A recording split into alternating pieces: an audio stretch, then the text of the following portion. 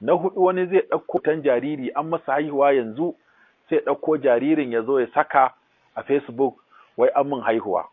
To ka shi na a Facebook akwai mayu, a Facebook akwai masu kambun baka, a Facebook akwai masu hasada, akwai masu keta, akwai masu mugun baki, akwai masu mugun ji, akwai masu mugun gani, akwai kuma masu mugun addu'a.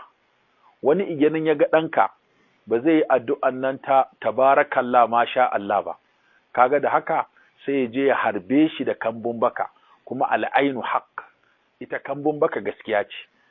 Saboda haka bai kamata ya ce an min haihuwa na sa ma ɗan sunawa ne a yi masa addu'a Allah ya masa albarka. Amma ku daina ɗauko jariranku kyawawa an haife su da kyan gani ka zo ka sa su a Facebook. Wani mugu ne da ya ce kai ka ga wani kyakkyawan yaro sai ya harbe shi da bakinsa, daga nan sai ka ga an shiga matsala. Wani kuma zai ɗauko matarsa ya saka a Facebook, hotonta ya saka a Facebook, yana ga kamar wani abin burgewa ne.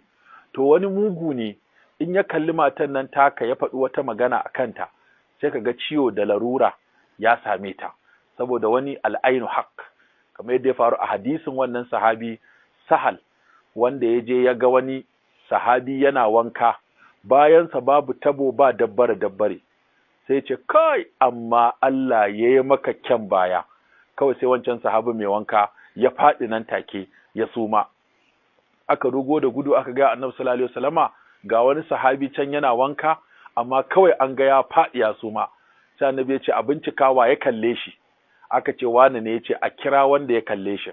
Ya ce ya ɗayan ku zai kashe ɗan uwansa lokacin da ka ga wani abu ya burge ka tare da shi, me yasa baka sa ma albarka ba, ka ce tabarakallah masha Allah. Saboda haka yace ka wanke masa hannayenka da kafafuwanka da madaurin wandonka da fuskarka, ya wanke a koko aka zuba wa wancan sahabi, nan take sai ya tashi. Malam Ibn Qayyim a cikin Zadul Ma'ad yana sharhin wannan hadisi yace wannan yana tabbatar mana da al'ainu haqq, ido ba shi da kyau, a kiyayi ido, a daina saka ƙananan jarirai.